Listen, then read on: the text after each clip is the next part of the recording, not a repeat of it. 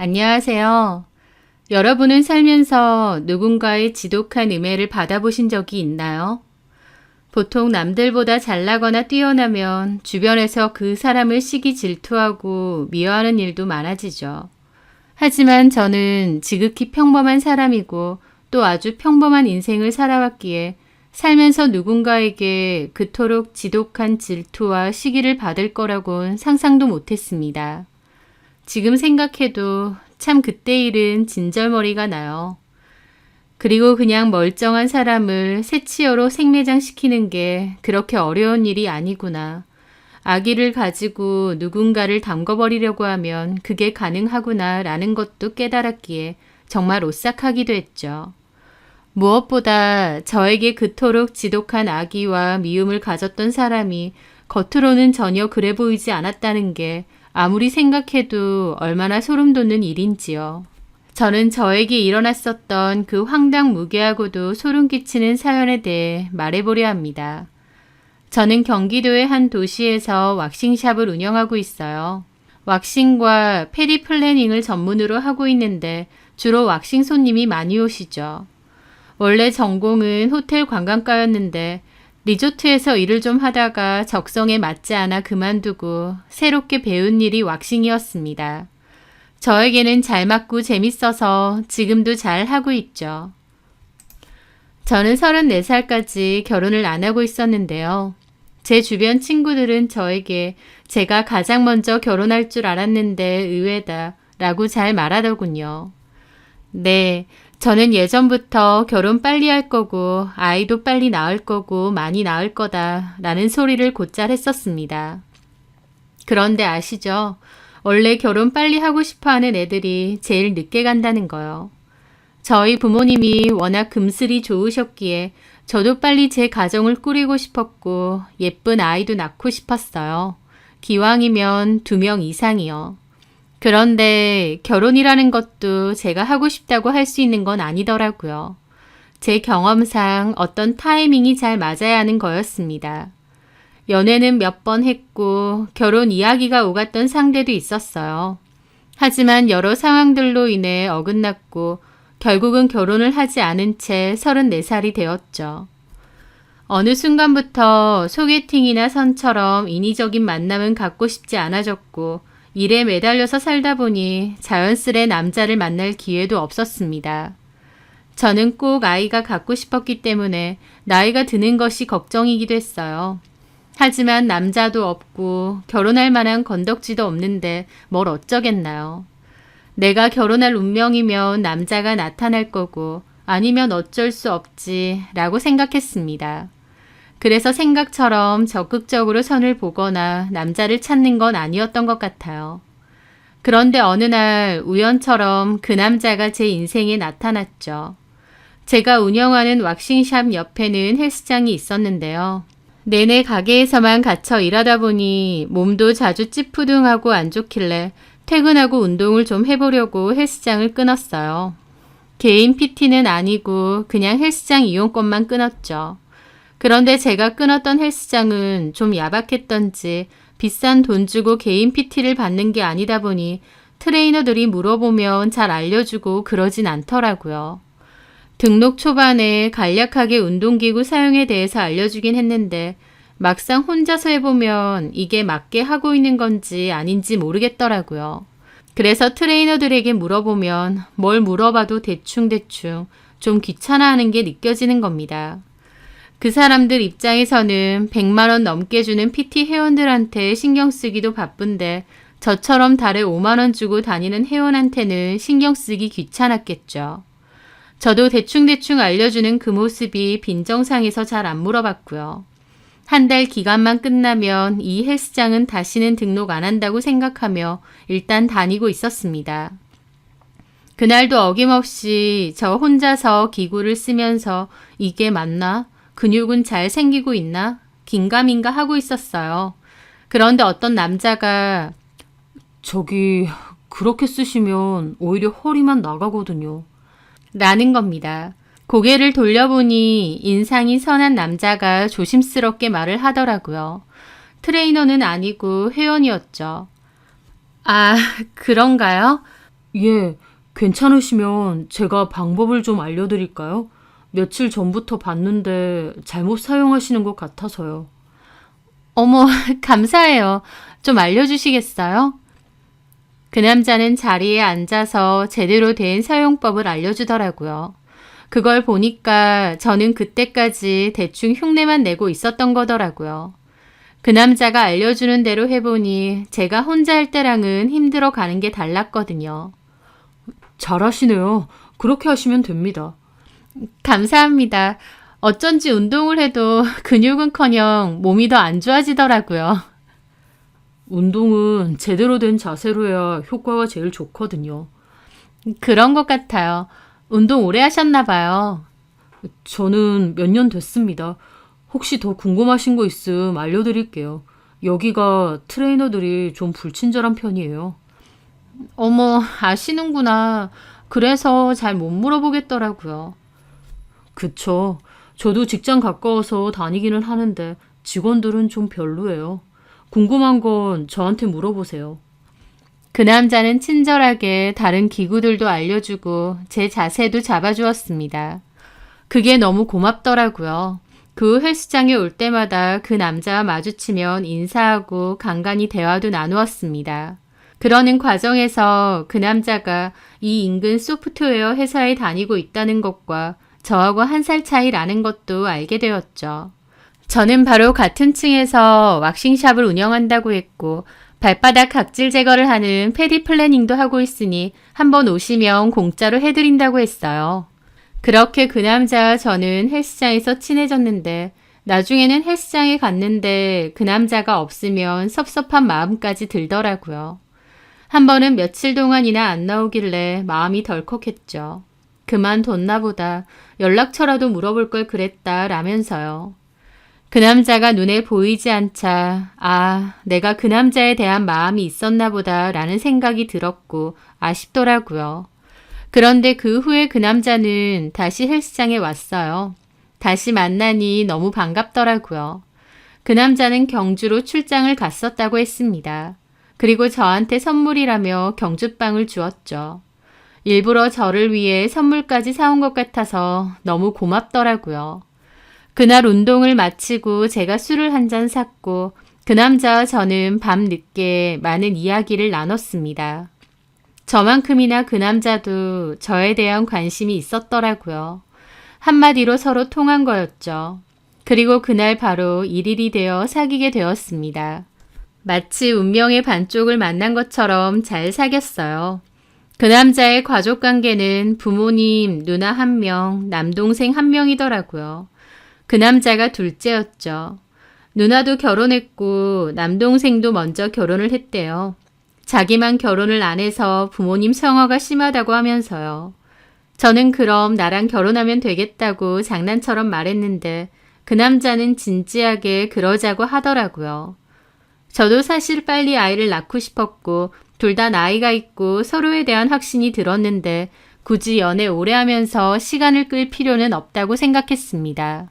그래서 연애 6개월 만에 좀 빠르긴 하지만 결혼 얘기도 오갔죠. 남친네 부모님도 저희 부모님도 결혼한다고 하니 다 환영하셨어요. 그렇게 남친네 가족들과 식사 자리를 갖게 되었습니다. 다들 인상이 좋고 시원시원하신 것 같더라고요. 예비 신우는 좀 괄괄한 편이고 솔직한 편이었고 시부모님도 성격들이 시원시원 좋으신 것 같았어요. 예비 시동생은 좀 조용한 것 같았고 예비 동서도 사람이 차분하고 선해 보이더라고요. 인상도 그렇고 말투도 그렇고요. 저는 그 가족 중 동서될 사람이 가장 마음에 들었어요. 나긋나긋 여성스럽고 무슨 말이든 다 웃으면서 부드럽게 말하더라고요. 물론 결혼도 전이었지만 동서랑 잘 지낼 수 있을 것 같다는 생각이 들었고 그만큼 인상이 좋았죠. 식사 도중 남친 부모님이 저에게 물으시더군요. 결혼하면 이세 계획은 어떻게 할 거야? 이왕이면 빨리 가지려고 노력해 봐야죠. 어머, 그래? 요즘 젊은 여자들 결혼해도 애 안 낳으려고 한다는데 미영이는 그렇진 않나 보네. 그럼요. 저 아이를 몹시 좋아하고요. 빨리 갖고 싶어요. 아유, 너무 잘 됐다. 실은 우리 집 봐서 알지만 우리 딸은 애가 둘이나 되는데 우리 막내 아들은 아직 애가 없어. 그러니까 우리가 외손주는 있어도 친손주는 없는 거지. 우리 막내가 결혼한 지 6년이 됐는데도 아직 애 소식이 없네. 그 말에 동서는 고개를 살짝 숙이더라고요. 슬퍼 보이기도 하고 어두워 보이기도 했습니다. 요즘 난임 부부들이 많다더니 예비 시동생네도 그렇구나 싶더라고요. 미영이는 건강하지? 네. 그럼 바로 애 가지려고 노력해봐. 예, 그럴게요. 시부모님도 원하시고 저랑 남친도 원했기에 바로 아이를 가지길 바랬습니다. 그렇게 양가 부모님의 축복 속에서 저희는 빠르게 결혼 준비를 마쳤고 결혼도 했습니다. 그리고 바로 아이를 가지려고 준비도 했죠. 시동생네가 6년 동안 아이가 안 생겨서 마음고생이 정말 심하고 시험관도 엄청 시도를 많이 했대요. 그런데도 잘 안 생긴 데다 동서 몸이 너무 상해서 현재는 중단했다고 들었습니다. 아이가 안 생기는 부부에게는 임신 문제가 너무 큰 스트레스라는 건 익히 들었기에 저희도 걱정되더라고요. 그리고 동서가 안쓰럽기도 했습니다. 동서는 시부모님의 임신 압박에 스트레스가 심한 듯 했고 본인 역시도 아이가 안 생기니 힘들어하는 것 같았어요. 저는 동서랑 조금 친해지고 나서 물어봤더니 아이가 안 생기는 데는 동서보다는 시동생 쪽 문제가 더 크더라고요. 시동생이 정자수도 너무 적고 활동성도 거의 없다 보니 자연 임신은 어렵고 시험관으로 해도 자꾸만 실패를 하는 것 같았죠. 시험관이라는 게 말로만 들었는데 동서 얘기를 들어보니 상상 이상으로 힘들다더라고요. 특히 여자한테요. 돈도 엄청나게 깨지고 시간도 많이 잡아먹고 그 과정이 너무 힘들어서 멘탈이 나가는 것 같았습니다. 무엇보다 그 고생을 해서라도 아이가 생기면 다행인데 그게 아니다 보니 더 힘든 것 같았죠. 그리고 반복된 시험관 시술 준비로 건강 문제가 많이 생겨서 현재는 쉬고 있다고 했습니다.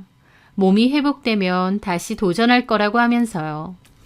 동서가 겉으로는 유순해 보이고 괜찮다는 듯 잘 웃어 보였지만 그 스트레스가 얼마나 심했을까, 얼마나 마음고생이 심했을까 안쓰러웠죠. 형님, 저희는 잘 안 됐지만 형님은 꼭 빨리 임신되셨으면 해요. 형님이라도 성공하셔야 제가 마음이 좀 놓을 것 같아요.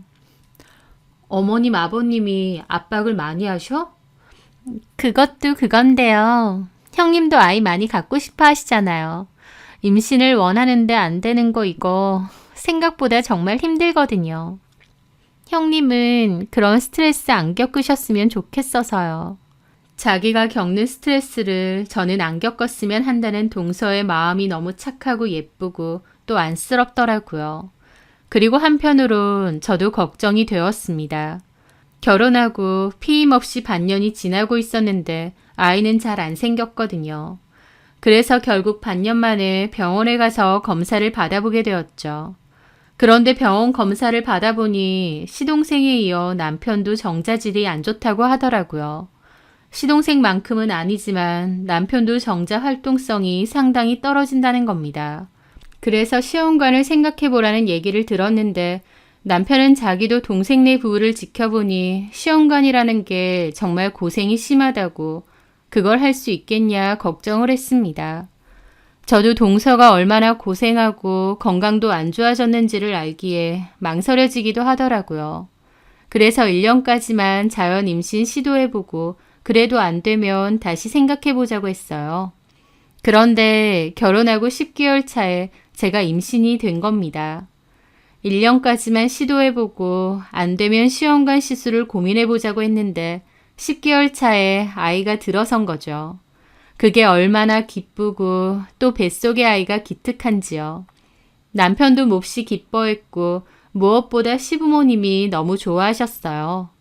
신우도 너무 축하한다면서 나중에 아이 낳으면 아이 침대를 사주겠다고 하고 본인 아이가 쓰던 거 그대로 놔뒀다며 필요하면 다 들고 가라고 하셨죠. 또 시동생네도 축하한다고 했고 동서도 마치 자기 일처럼 기뻐했습니다. 하지만 저는 마음 한켠에 살짝 미안한 마음도 있었죠. 동서는 임신이 잘 안 돼서 마음고생이 심한데 저는 된 거라서요. 하지만 오히려 동서가 너무 기뻐하고 좋아해주니 저도 마음이 낫더라고요. 동서가 마음씨가 저렇게 고우니 동서에게도 예쁜 아기 천사가 금방 와줄 것 같다는 생각도 들었고요. 하여튼 그렇게 저는 임신을 했는데 병원에서는 조심을 좀 하라고 했습니다.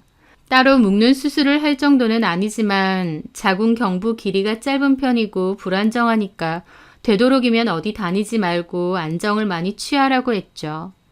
저도 힘들게 찾아온 아이니만큼 더더욱 조심하고 싶었습니다.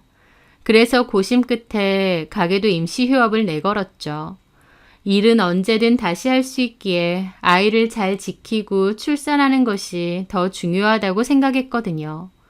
그렇게 저는 집에서 지내게 되었고 꼭 필요한 외출이 아니면 집에서 지내면서 안정을 취했습니다.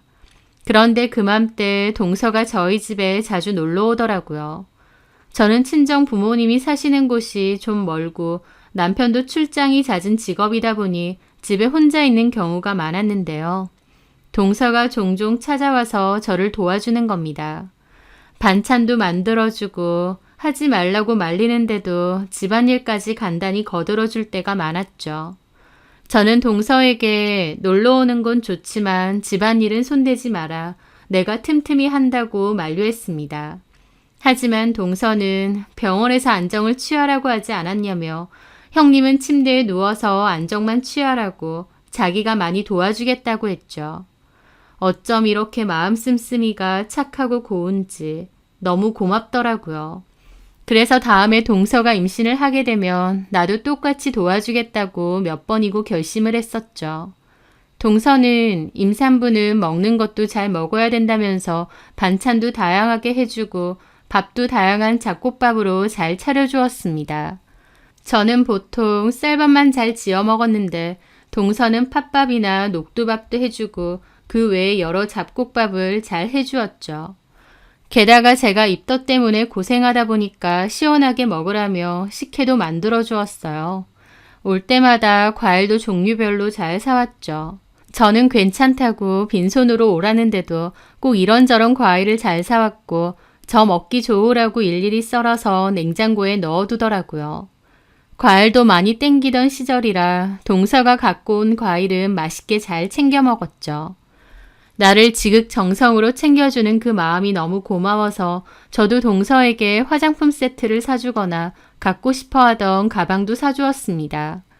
동서는 이런 거 필요 없다고 자기가 좋아서 저를 챙겨주는 거니까 부담 갖지 말라고 하더라고요. 저는 이렇게 사이좋은 동서지간이 있을까 생각했습니다.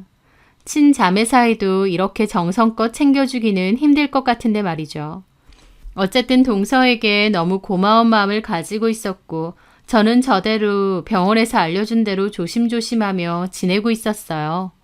그렇게 임신 7개월 정도가 지났을 무렵 배도 꽤 나왔는데요.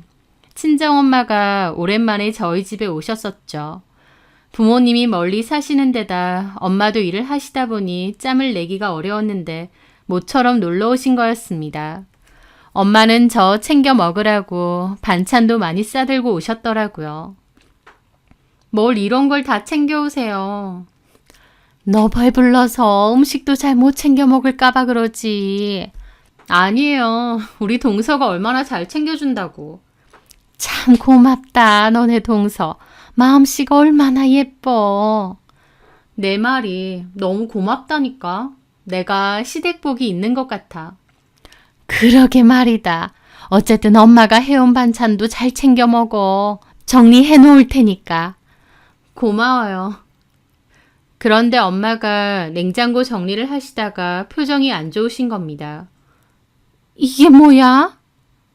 뭐가요? 이 냉동밥들. 이거 네가 먹는 거야? 박서방이 먹는 거야? 당연히 내가 먹죠. 매번 밥하기 힘드니까 동서가 한 번에 왕창 만들어서 냉동밥으로 넣어주고 가요. 난 그거 렌즈에 돌려 먹고. 아니, 그냥 쌀밥도 아니고 저는 엄마의 심각한 표정을 보며 어리둥절했죠. 왜요? 그러고 보니 이런 것도 다 동서가 해준 거야? 엄마는 식혜랑 과일이 담긴 통도 말하시더라고요. 네, 왜요? 엄마의 표정이 너무 안 좋으신 겁니다. 왜 그러는데요? 파치며 녹두며 식혜랑 여기 파인애플도 들어있는 것 같은데.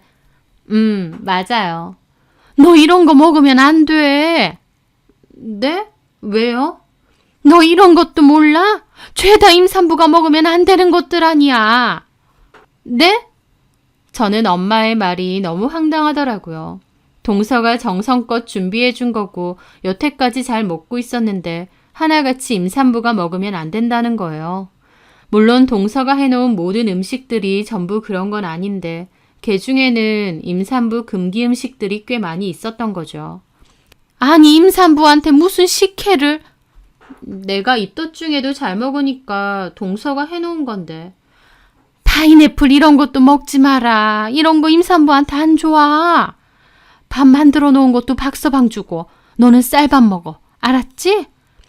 엄마가 막 그러시는데 저도 순간 기분은 좀 이상하더라고요. 하지만 동서가 아마 모르고 그랬을 것 같았습니다. 동서가 잘 몰랐나 봐요. 그런 거야 나이 드신 분들이나 알지. 젊은 사람들이 그런 거 아나? 그냥 두루두루 다 챙겨 먹는 거지. 아무리 그래도 그렇지. 하여튼 먹지 마. 여태까지 별탈은 없었지만 그래도 좀 그렇잖아. 알겠어요. 저는 엄마의 말씀을 듣고 인터넷으로 찾아봤더니 정말 임산부가 먹으면 안 좋은 음식들이 많더라고요. 조심해야겠다 생각을 했죠. 그 후에 동서가 또 놀러 왔는데 저희 집 냉장고를 보더니 의아해 하더라고요. 저희 엄마 얘기를 했더니 동서가 너무 놀라면서 미안해 하는 겁니다. 어머나, 형님 죄송해요. 저 정말 몰랐어요. 그럼 당연히 동서도 몰랐겠지. 나도 몰랐는걸. 어머나, 제가 큰 실수했네요. 제 딴에는 영양소 좋게 골고루 드시면 좋을 것 같았는데. 그럼 알지. 동서가 나 생각해주는 거. 근데 어른들은 그런 거에 민감하잖아. 죄송해요, 형님. 괜찮다니까. 동서가 너무 미안해하길래 제가 오히려 미안하더라고요. 대가도 없이 저 챙겨주고 도와주는데 얼마든지 실수할 수도 있는 거였습니다. 저도 몰랐으니까요. 좋은 뜻으로 도와준 동서한테 내가 마음을 불편하게 만든 건가 싶어서 제가 더 미안하더라고요. 그런데 그 후에 동서는 저희 집에 그전처럼 자주 오지는 않았습니다. 혹시나 그 일로 마음이 좀 상했나 싶어서 신경이 많이 쓰이더라고요. 그렇게 시간이 흘렀고 출산을 한 달 정도 앞두고 있었는데 시부모님과 신우가 갑자기 저희 집에 찾아온 겁니다. 그런데 시부모님이 저를 보는 눈빛이 정 같지가 않고 묘하게 날이 서 있더라고요. 말투도 삐딱하시고요. 애는 건강하다니? 그럼요. 잘 크고 있대요. 다연이 말이다. 동서요? 그래. 최근에 다시 시험관 시작한다더라. 어머, 그래요? 동서가 저한테는 말을 안 해서 몰랐는데 다시 시험관을 시작한다는 거예요. 몸이 너무 상해서 좀 더 회복해야 된다고 했는데 다시 시작한다기에 좀 무리가 아닌가 걱정이 되더라고요. 괜찮으려나? 너무 무리되는 건 아닌지. 어련히 알아서 하겠지. 본인이 괜찮을 것 같으니까 한다는 거고. 네. 그런데 옆에 있던 신우가 저를 이상하게 보더니 그러는 겁니다. 근데 큰올케. 네, 형님. 남수랑 남진이 누가 형제 아니랄까봐 병원에서 검사 받았을 때 둘 다 자연임신이 힘들다고 했잖아. 정자 활동성이 낮다고. 그래서 둘째 올케도 그 고생인 거고. 네, 그렇죠. 근데 참 신기해. 둘째 올케는 6년 넘게 시험관 매달려도 임신이 안 되는데 어떻게 첫째 올케는 10개월 만에 애를 가졌지? 하면서 저를 좀 이상하게 보는 겁니다. 그 눈빛에 저도 뭔가 기분이 좀 이상하더라고요. 그러게요. 운이 좋았죠. 저희도 1년 넘어가면 시험관 해야 되나 고민 많았거든요. 참 신기하네. 그렇게 정자 활동성이 낮았다는데 덜컥 자연임신이 된다고? 저는 신우가 말하는 저게 무슨 뜻인가 싶었습니다. 어쨌든 임신이 된 거면 좋은 건데 왜 저렇게 비꼬듯 말하지 싶더라고요. 그런데 올케 왁싱샵 운영했었잖아. 네, 남자 손님도 많이 왔었어? 들어보니까 뭐 브라질리언 왁싱이라고 해서 그거 남자들도 많이 온다며? 속옷까지 다 벗고 하고. 라는 겁니다. 브라질리언 왁싱은 생식기 쪽 왁싱인데 저는 여자 손님들은 받아도 남자 손님은 안 받았거든요. 그런데 갑자기 저 얘기를 하는 겁니다. 저는 브라질리언 왁싱은 여자만 받았어요. 남자분들은 아주 가끔 눈썹 왁싱 때문에 오는 분들 있었고요. 뭐 결혼 전이라던가 여자친구 손에 이끌려서 같이 오시는 분들 정도요. 그래. 그럼 남자 손님은 별로 없었어? 그렇죠. 주로 여자 손님들이 대다수였죠. 아, 그래. 내가 들은 거랑 좀 다르네. 네? 아니야, 아무것도. 근데 올케 성격 좋아서 남자친구들도 많지? 전에 결혼식에서 보니까 남자친구들도 많이 왔던 것 같은데. 대학교 동기들이에요. 동기 모임을 한 번씩 하니까. 그래. 저는 신우가 왜 자꾸 이런 걸 묻나 싶더라고요. 너무 이상했죠. 뭔가 저를 의심하는 눈빛이었고 저를 캐내려고 물어보는 느낌을 받았으니까요. 그게 다 느껴져서 너무 불쾌하면서도 한편으론 신우가 갑자기 왜 이러나 싶었죠. 그런데 시부모님도 신우의 무례한 질문을 막을 생각도 않고 옆에서 가만 듣고 있는 겁니다. 그 분위기가 정말 이상했죠. 뭔가 저를 떠보려는 것 같고 의심하는 것 같고 말로 표현할 수 없는 더러운 기분이 들더라고요. 또 손주 생겼다고 그렇게 기뻐하시고 저를 예뻐하셨는데 그날은 너무 냉랭한 겁니다. 하루아침에 저를 이상한 눈길로 보시니까요. 하지만 그게 그냥 제 느낌인 건지 오해인 건지 모르겠더라고요. 게다가 설상가상으로 남편까지 그맘때 좀 이상했어요. 어느 날 새벽에 자다가 오줌이 마려워서 잠에서 깼는데 남편이 옆에 없는 겁니다. 뭐지 싶어서 나가봤는데 거실에 있던 남편이 화들짝 놀라는 거예요. 그런데 보니까 제 폰이 소파 옆에 있더라고요. 당신 뭐해? 잠이 안 와서. 근데 옆에 있는 그거 내 폰 아니야? 뭐? 이거 맞아. 당신 폰이지. 설마 내 폰 보고 있었어? 무슨 소리야. 나는 내 폰 보고 있었는데. 나는 당신 폰 여기 있는지도 몰랐어. 라면서 변명을 하는데 아무리 봐도 어색하고 이상한 겁니다. 남편은 피곤하다면서 방으로 다시 들어갔죠. 남편이 제 폰을 몰래 훔쳐보고 있었던 것 같은데 본인은 아니라는 거예요. 너무 기분이 더러워서 다음날 따졌는데 생사람 잡지 말라며 자기 폰만 받고 제 폰이 거기 있는 줄도 몰랐대요. 그런데 한다는 말이 설령 봤어도 뭐 문제 있어? 당신이 나한테 속이는 게 있는 게 아니며? 라는 겁니다. 뭐? 아니, 왜 이렇게 예민하게 구냐고. 남의 폰을 훔쳐본 것 같으니까 그렇지. 안 봤다니까. 내가 왜 봐. 그리고 만약 봤다 해도 당신이 거리낄 게 없으면 이렇게 난리치는 게 이상한 거지. 하면서 방귀 낀 놈이 성낸다고 도리어 저한테 뭐라고 하는 겁니다. 어처구니가 없었죠. 그맘때 남편은 저를 뭔가 마음에 안 든다는 듯 보는 것 같았고 저도 환장하겠더라고요. 아이 출산도 얼마 안 남았는데 남편도 시댁 식구들도 왜 이러나 싶었죠. 대놓고 물어보면 아니라고 하는데 분명 저를 보는 눈빛들은 심상치 않고 환장하겠는 겁니다. 저는 동서에게도 고민을 토로하며 물어봤는데 동서도 제가 출산 전이 돼서 호르몬 영향으로 불안해서 그러는 걸 거라고 하더라고요. 그런가? 호르몬의 문제인가 생각하며 저도 애써 덮어두려 했었죠. 그렇게 시간이 흘렀고 병원에 마지막 검진을 받으러 갔는데 생각보다 뱃속의 양수가 빠르게 줄어든다면서 유도분만으로 아이를 바로 낳자고 하더라고요. 아직 예정일은 조금 남았지만 의사의 권고로 그렇게 하기로 했는데 문제는 남편이 그날 출장을 간 것이었습니다.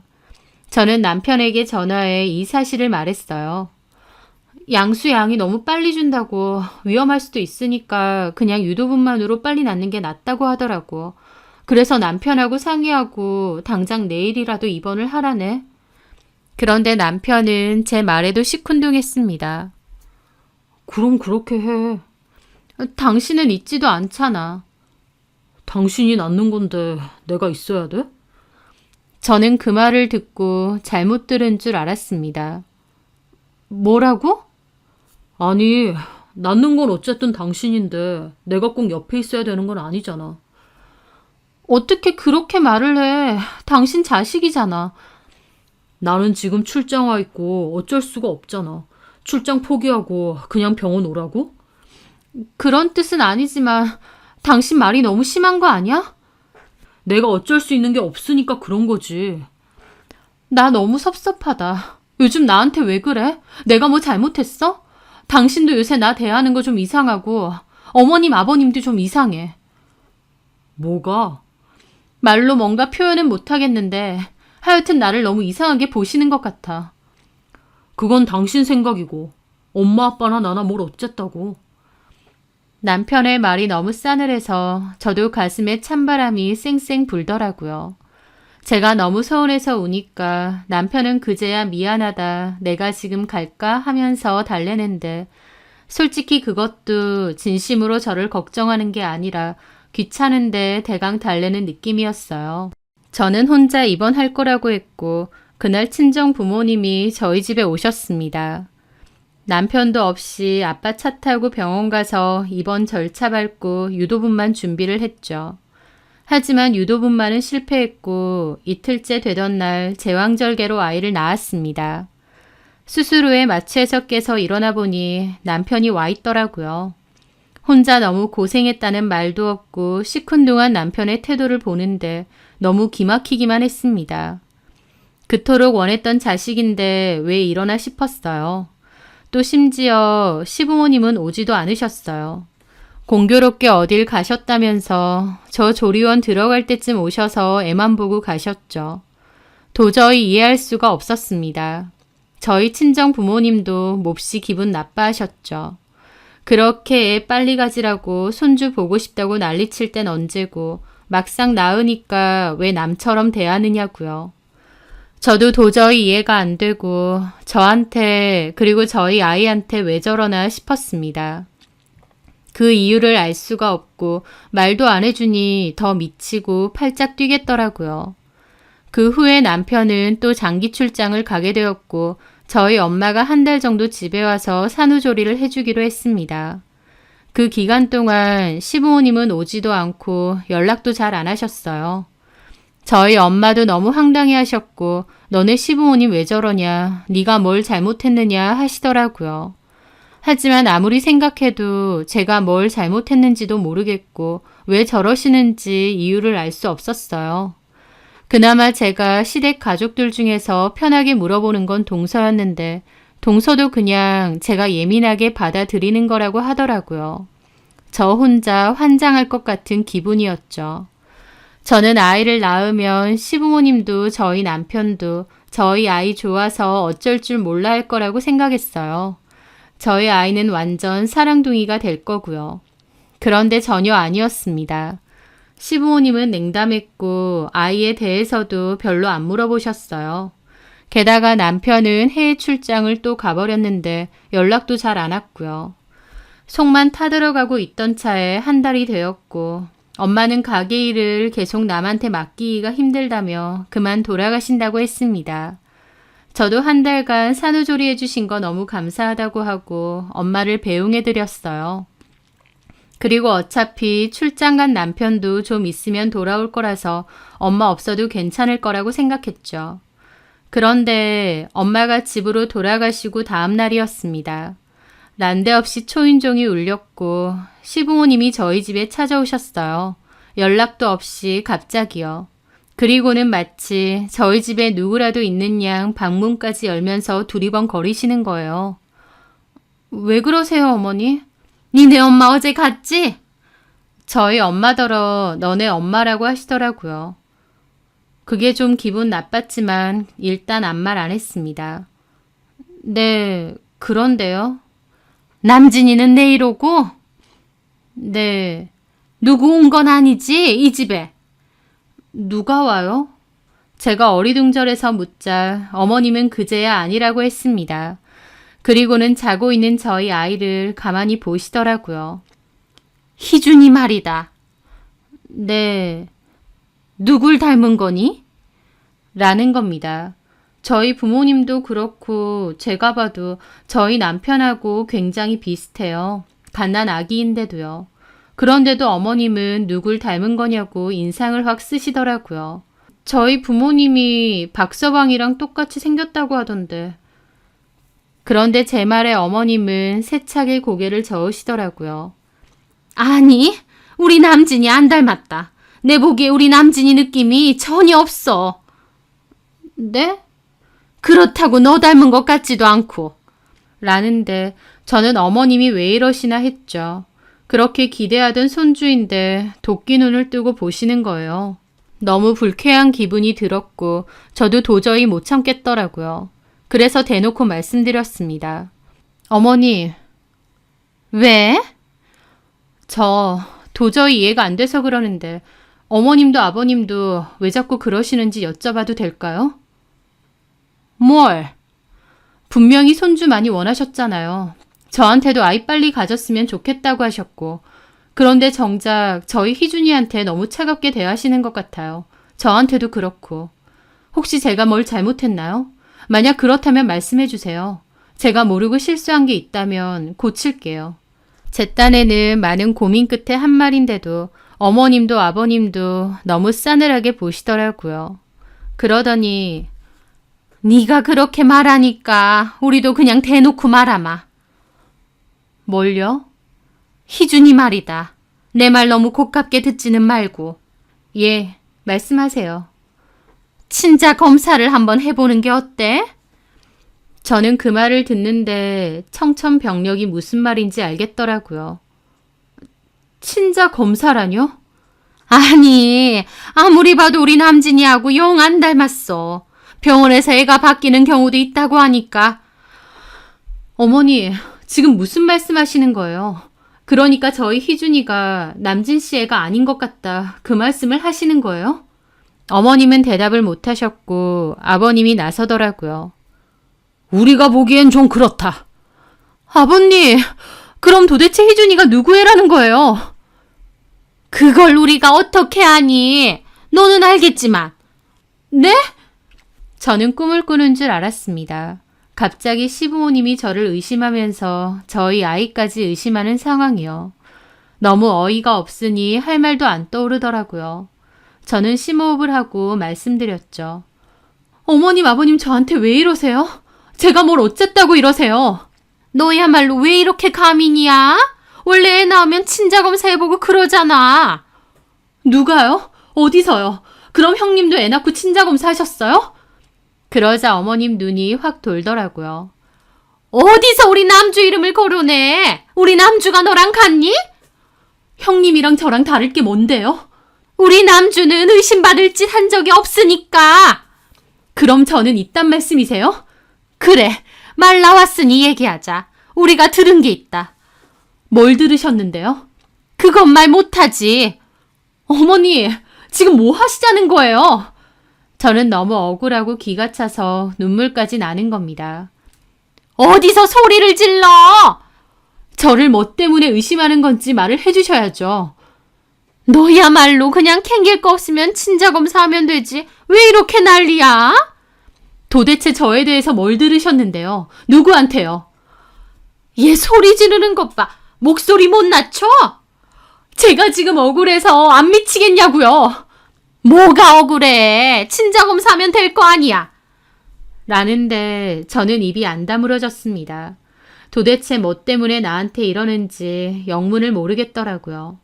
저는 온몸이 미친 듯이 떨려오고 시부모님 얼굴도 도저히 못 보겠더군요. 당장 내 집에서 나가달라고 했습니다. 어머님은 이 집이 네 집이냐 남진이 집이지 하셨지만 아버님이 잘 생각해 보라고 하고 어머님 데리고 나가셨어요. 그리고 저희 아이가 울었는데 저도 너무 억울하고 기막혀서 아이를 안고 같이 울었습니다. 저는 당장에 남편에게 이 사실을 말했고 억울해서 가슴을 쳤어요. 그런데 남편 반응도 또 기가 막혔습니다. 엄마 아빠가 심하신 건 맞는데 차라리 그냥 검사해보고 확인을 시켜드리는 건 어때? 라는 거예요. 저는 미쳤느냐고 소리를 질렀죠. 당신까지 왜 이래? 하나같이 뭐 때문에 이러는 거야? 왜 나를 의심해?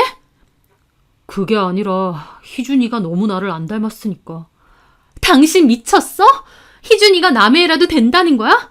지금 나를 의심이라도 하는 거냐고. 그건 아닌데. 뭐가 아닌데. 세상에 이런 법은 없어. 내가 왜 이런 더러운 오해를 받아? 말해. 도대체 왜 그런 말도 안 되는 오해를 시작한 거야? 남편은 대답은 안 하고 미안하다 없던 일로 하자 그러더라고요. 저는 대답하라고 뒷목을 잡았는데 남편은 그냥 한숨 쉬더니 자리만 피했습니다. 그리고 집에도 안 들어오는 거예요. 저는 진짜 환장할 기분이었고 눈물밖에 안 나더라고요. 내가 뭘 어쨌다고 이런 더러운 오해와 누명을 썼나. 살면서 그렇게 기막힌 일은 처음이었을 겁니다. 더럽고 치사해서 친자 검사해도 됐지만 한편으론 내가 왜 이래야 되나 싶었죠. 저는 하늘에 맹세코 그런 짓을 한 적이 없으니까요. 남편에게 말했습니다. 좋다고. 친자 검사할 건데 어떤 결과가 나오던지 이혼이라고 문자를 보냈습니다. 정말 이가 갈렸죠. 그러면서 얼마나 용을 썼는지 극도로 몸이 아프고 몸살이 찾아오는 겁니다. 엄마는 주말에나 올 수 있다고 하셨고 저는 도움받을 데가 없었죠. 그래서 결국 동서에게 연락을 했습니다. 나는 괜찮은데 우리 아이 좀 봐달라고요. 동서는 와서 저를 도와줬어요. 저는 동서에게 억울하다고 울부짖었습니다. 어머님 아버님 왜 저러시는 줄 아느냐는데 동서도 모른다고 하면서 같이 울더라고요. 제가 가엾다고요. 그러면서 더럽고 치사해서라도 친자 검사해주지 말라는 겁니다. 저도 너무 억울하다고 했는데 몸이 너무 아프다고 병원 가서 링거 한 대만 맞고 와도 되냐고 했습니다. 동서는 얼마든지 그러라고 했고 자기가 저희 아이를 봐주겠대요. 저는 고맙다고 하고 병원 가서 링거 맞고 진료도 받고 약도 타왔죠. 시댁 식구들의 미친 짓에 몸도 마음도 만신창이었습니다. 그런데 저는 도대체 시부모님이 왜 저에게 그러셨는지, 왜 남편이 저러는지 그 원인에 대해서 알게 되었습니다. 저는 아이 방에 작은 홈캠을 설치해 두었어요. 아이 분리수면을 빨리 하고 싶어서 설치한 건데 한 번씩 돌려서 보거든요. 그날도 별 생각 없이 지난 영상을 돌려보는데 동서가 찍혀 있었습니다. 제가 병원에서 링거 맞고 온다고 저희 아이 봐주겠다고 한 그날이죠. 그런데 저는 그 영상을 보다가 온몸에 소름이 돋았습니다.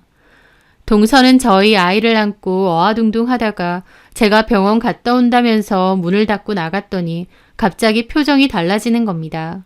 엄청 싸늘하게요. 평소에 늘 웃는 상이라서 몰랐는데 섬뜩할 정도로 싸늘한 표정을 짓더라고요. 그러더니 갑자기 저희 아이를 침대에 확 내려놓는 겁니다. 아이는 놀라서 자지러지게 울었는데 동서는 달래줄 생각도 없이 저희 아이를 가만히 쳐다보더라고요. 홈캠에 그 모습이 찍혔는데 저는 일시정지가 된 줄 알았습니다. 아이가 자지러지게 울던지 말던지 가만히 아이만 내려다보고 있는 거예요.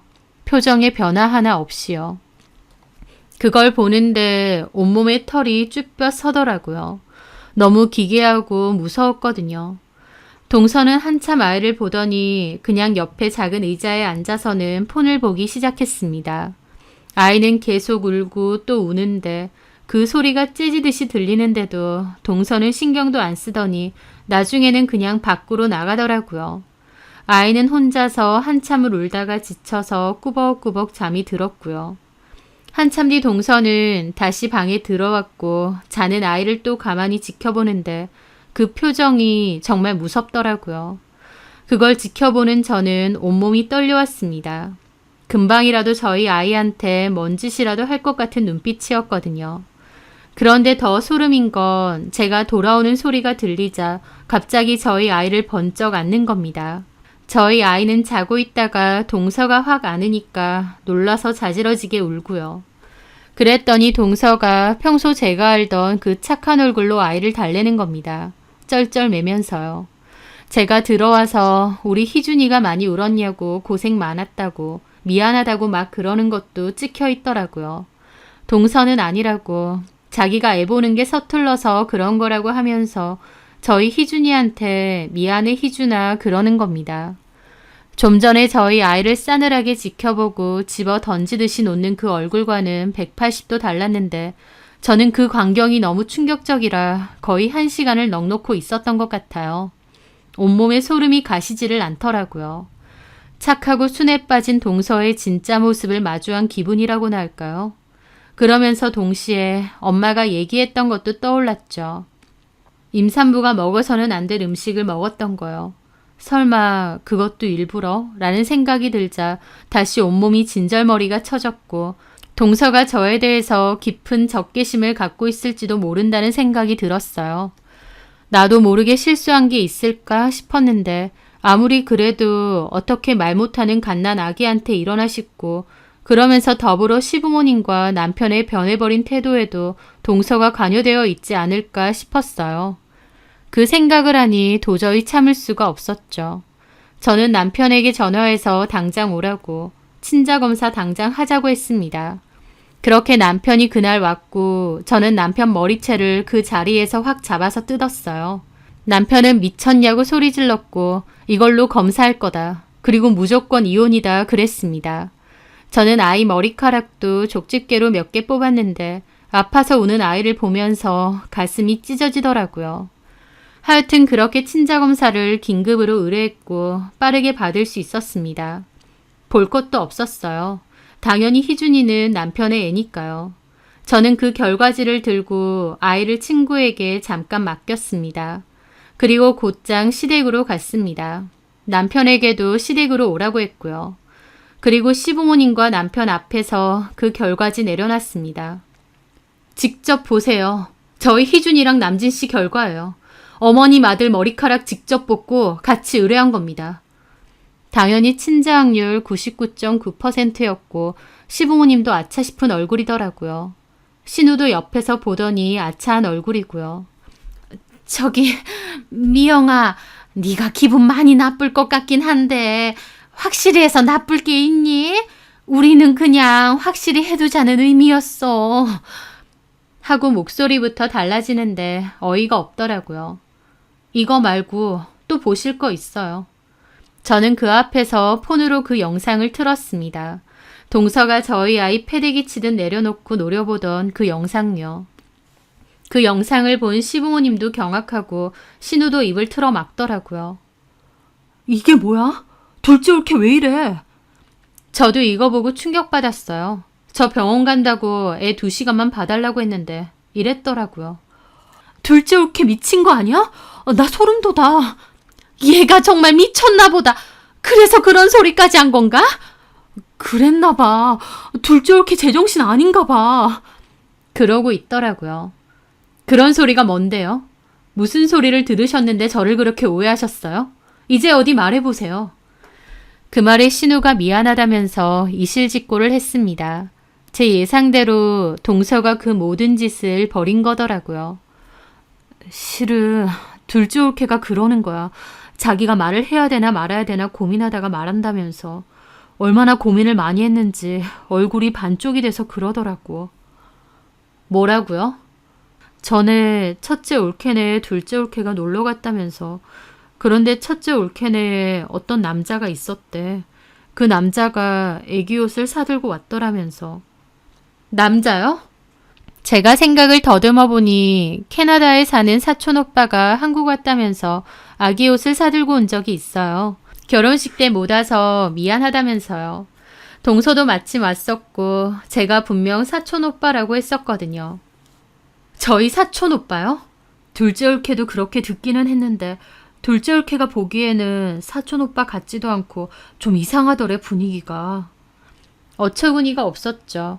분위기가 이상할 게 뭐 있나요? 오빠가 다시 캐나다 들어가기 전에 결혼식 못 가서 미안하다고 잠깐 들렀고 애기 옷 주고 차 한잔 마시고 바로 갔습니다.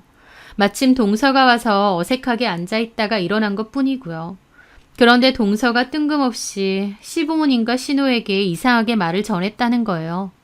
기가 막혔죠. 동서가 왜 그런 생각을 했는지도 모르겠고요. 그래서 동서의 그 말 한마디 때문에 저를 의심했다고요? 그렇게만 말했으면 당연히 둘째 올케한테 미쳤냐고 그랬겠지.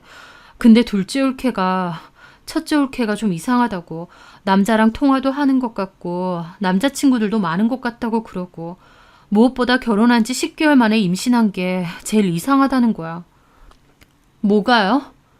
남진이 남수 두 형제가 둘 다 정자 문제가 있다고 했고 자기들은 6년 넘게 시험관을 해도 임신이 안 되는데 형님네는 10개월 만에 자연 임신이 되느냐고 말도 안 된다는 거지. 똑같이 문제가 있는데 시험관도 아니고 자연 임신이 되겠느냐면서. 첫째 올케도 알겠지만 둘째 올케가 허튼 소리 할 사람이야? 막 진지한 얼굴로 힘겹게 얘기하니까 엄마나 나나 놀랐던 거지. 게다가 둘째 올케가 한 번 얘기한 것도 아니고 정말 그 말을 자주 했다니까. 처음에는 말도 안 되는 소리라 생각했는데 자꾸 듣다 보니 우리 부모님도 찝찝해진 거고. 그래서 동서의 그 말 몇 마디로 저를 의심하고 애 낳자마자 친자검사하자고 한 거예요? 진짜 다들 미친 거 아니에요? 저는 화가 나서 소리를 질렀고 신우도 시부모님도 눈치를 보더라고요. 남편도 저한테 진정하라는데 저는 그 자리에서 남편 싸다기를 때렸습니다. 시부모님이 뭐하는 짓이냐고 소리를 지르셨죠. 당신이 제일 나빠. 어머님 아버님은 둘째치고 당신은 내가 그런 여자가 아니라는 걸 누구보다 잘 알잖아. 근데 어떻게 그 장단에 놀아나? 미안해.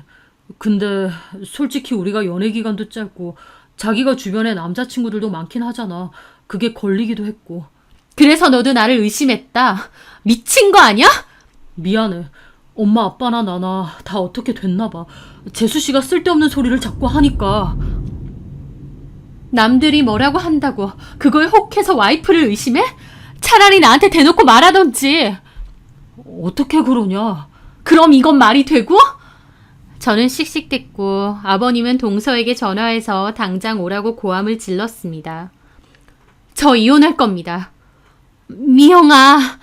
동서 말 몇 마디 듣고 저를 의심하고 저희 아이까지. 진짜 미친 것 같아요.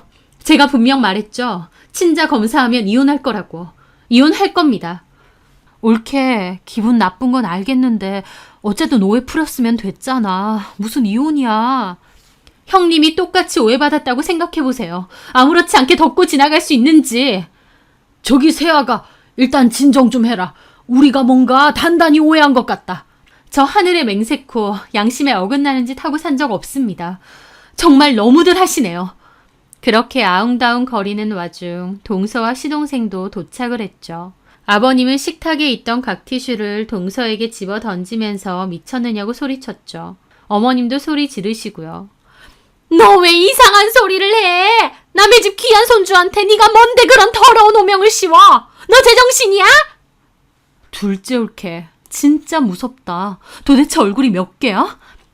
그 상황에 동서는 아무 말도 안 하고 고개만 숙이고 있더라고요. 시동생은 무슨 일이냐고 했고 신우가 다 얘기했더니 시동생도 기함하면서 미쳤느냐 소리를 질러댔죠. 그런데 가만히 듣고 있던 동서가 갑자기 소리를 막 지르는 겁니다. 그러더니 그럼 이게 말이 돼요? 나는 6년을 고생해도 안 생기는 애가 왜 형님은 10개월 만에 그것도 아무런 노력 없이 생기냐고요. 형제 둘 다 문제가 있는데 어떻게 형님만 자연임신이 되냔 말이에요. 나는 시험관 한다고 건강 나빠지고 복수 차고 우울증에 불안증까지 얼마나 괴롭고 힘든데 어머님 아버님도 그러는 거 아니에요. 저 볼 때마다 애 언제 생기냐 그러고 어머님 아들 문제잖아요. 근데 왜 저한테만 그러시냐고요. 제가 얼마나 미쳐버릴 것 같았는지 아세요? 그러면서 울분에 차서 소리를 지르며 우는 겁니다. 참 어이가 없었죠. 그래서 제가 따졌습니다. 그래서 우리 희준이한테 그렇게 했어? 네? 나 홈캠으로 다 봤어. 동서가 어떻게 하는지. 내 앞에서는 그렇게 착한 척 하더니 뒤에서는 애 거의 집어 던지듯이 하고 울든 말든 섬뜩할 정도로 애를 노려보고 있더라. 나 그거 보는데 얼마나 소름 돋았는지 알아? 내가 동서한테 뭘 어떻게 했는데? 동서가 섭섭하고 화나는 건 어머님 아버님 때문이고 도련님 때문이잖아. 근데 왜 나한테 그랬어? 왜 애먼 나한테 아기를 가지고 말도 안 되는 누명 씌우고 우리 희준이한테까지 그런 거야? 따질 거면 어머님 아버님한테 따지고 도련님한테 따지던가. 왜 나한테 그러냐고. 형님이 미워서 그랬어요. 나는 6년 동안 해도 안 됐는데 형님은 10개월 만에 됐다는데 너무 미웠다고요. 하는데 진짜 상종 못할 인간이더라고요. 시부모님에게도 하물며 지 남편에게 지 감정 솔직히 말도 못하고 착한 척하면서 뒤에서는 왜 애먼 저 누명 씌우고 저희 아이한테까지. 정말 끔찍한 인간이구나 싶었습니다. 겉으로는 유순하고 착해 보일지언정 그 속은 시커멓고 끔찍했죠. 진짜 상종 못할 인간이네. 됐고 저는 이혼할 겁니다. 그리고 이 이혼에는 어머님, 아버님, 형님, 동서 모두에게 다 책임 있어요. 그리고 제일 큰 책임은 박남진 너야. 남들이 뭐라고 해도 너는 나한테 그러면 안 됐어. 이혼할 거고 우리 아이 절대 못 보게 할 거야. 그 말에 어머님이 그제야 잘못했다고 저를 붙잡더라고요. 미안하다. 우리가 어리석었어. 희준이한테도 정말 미안하다. 우리 집 유일한 친손주인데 우리가 정말 잘못했어. 놓으세요. 이혼할 거니까 그런 줄 아세요. 저는 어머님도 아버님도 다 뿌리치고 그대로 밖으로 나갔습니다. 나중에 신우가 전화해서 미안하다고 우리가 잠깐 정신이 나간 것 같다면서 그리고 둘째 올케를 도저히 용서할 수가 없다고 가만 안 둘 거라고 이를 박박 갈더라고요. 어이가 없었죠. 동서가 한 짓은 저도 소름이지만 자기들도 그 말 몇 마디에 저 오해하고 의심한 건 틀렸나요? 차라리 대놓고 물어라도 보던가요. 자기들은 잘못한 게 없다고 생각하는 게 더 황당했죠. 남편은 제게 잘못했다고 몇 번이나 용서를 구했지만 저는 이건 덮고 갈 수 없는 문제라고 생각했습니다. 그리고 이혼해 달라고 그게 유일하게 나한테 해줄 수 있는 일이라고 했어요. 그와 별개로 유책에 대한 위자료는 물 거라고 했고요. 남편은 저를 설득하다가 결국 미안하다고 이혼해주겠다고 했어요. 그리고 제가 제시한 위자료보다 더 많은 돈을 줄 테니 소송은 안 걸어도 된다고 했죠. 저도 애 키우느라 바쁜데 소송에까지 신경 쓰고 싶진 않았고 하루라도 빨리 정리를 하고 싶더군요. 그래서 꽤 높은 수준의 위자료를 받고 협의로 이혼했습니다. 남편도 진심으로 미안해했고 양육비도 법적 책정 위자료보다 더 준다고 했기에 받아들였어요. 남편과 시부모님은 본인들의 행동을 너무 후회했지만 저는 이건 돌이킬 수 없는 거라고 했습니다. 그리고 들어보니 시동생네도 결국 이혼을 준비 중이라고 하더라고요. 그 과정에서 시부모님과 동서 사이에 몸싸움까지 일어난 모양이었고 서로 고소 공방전을 펼친다고 하고요. 전 시모와 전 남편은 자꾸 저희 아이 궁금하다며 연락해대고 보려고 하지만 일절 못 보게 하고 있어요. 저는 더러운 소문으로 이혼까지 했다는 게 지금 생각해도 기가 찹니다. 억울할 때도 있고 왜 이런 일이 생겼나 싶기도 해요. 하지만 이미 일어난 일이고 돌이킬 순 없을 것 같습니다. 그래도 사랑하는 저희 아이가 제게 와준 것만으로도 감사하는 마음 가지며 살려고 해요. 가끔 동서의 그 미친 행동들이 떠오릅니다. 용서할 순 없지만 인간적으로 걔도 참 불쌍하다 싶긴 해요. 아이가 오랫동안 안 생기고 시부모의 압박을 받으면서 정신적으로 이상해진 것 같기도 하고요. 하지만 그런 음흉하고 더러운 심보를 가진 여자라면 그런 여자에게 자식은 없는 게 나을지도 모르겠다는 생각이 들어요.